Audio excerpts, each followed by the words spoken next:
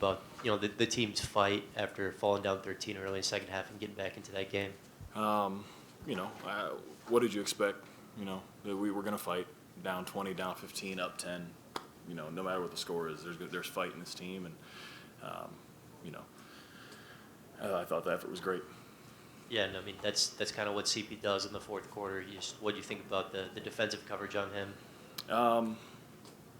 You ask, obviously that's his shot, but you ask any defensive coach in the NBA, like, hey, what do you want to force? What kind of shot would you like to force from the other team? And it's going to be a tough mid-range pull-up. Like, that's his shot, but that's why he's a Hall of Fame player.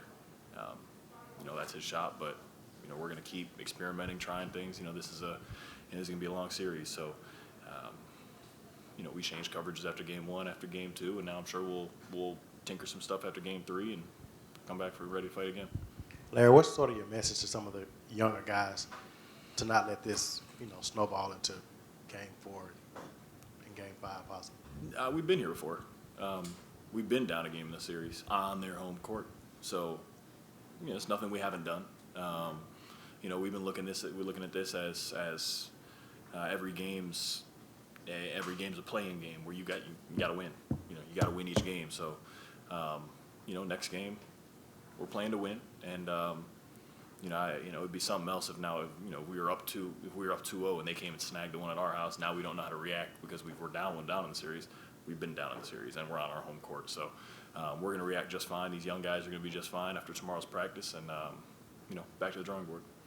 What adjustment did you try to make in the second half to limit 8 after that big first half he had? He was making some tough shots. Obviously he's incredibly skilled and very gifted. But for me, just trying to be a little bit physical with him. We know he wants to get to his, in the post he wants to get to. If he's going over, if he's got it in the post, he wants to go over his left shoulder, get to a right-hand hook. So I timed that up and blocked it once. Next time, if he's going over his right shoulder, the turn fade's coming.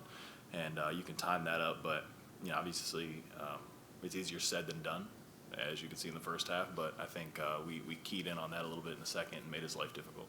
Yeah, and there was a big stretch in that fourth quarter where it was 2 trips down, they missed 3 shots, grabbed 3 offensive rebounds. So that's just an example of a young team having to learn the importance of every single possession in the postseason.